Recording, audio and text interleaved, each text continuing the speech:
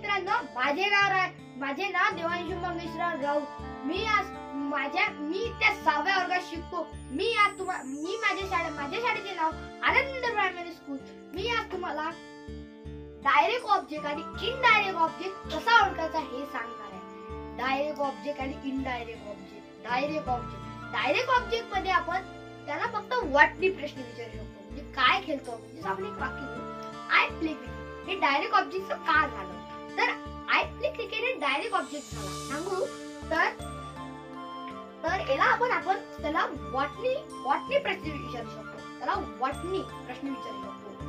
म्हणजे इथं I play cricket याला व्हॉटनी प्रश्न विचारू शकतो. तर मग आपण काय खेळतो, तर क्रिकेट खेळतो. म्हणजे मी काय खेळतो, तर क्रिकेट खेळतो. म्हणजे त्याला आपण आता व्हॉटनी उत्तर मिळालं ना, त्याला व्हॉटनी प्रश्न विचारायला, म्हणून त्याला आपण व्हॉटनी प्रश्न विचारू शकतो. मग जातो आपण इनडायरेक्ट ऑब्जेक्ट. इनडायरेक्ट ऑब्जेक्ट मध्ये काहीच करायचं नाही. I play with her. I play with my friends. मी माझ्या मित्रासोबत खेळतो. म्हणजे आपल्याला या पहिली स्टेज तो आपण त्याला पहिली प्रश्न विचारतो. तर मी प्रश्न विचारू शकतो. कोणासोबत खेळता, तर माझ्या मित्रांसोबत खेळतो. तर मग हा इनडायरेक्ट ऑब्जेक्ट झाला.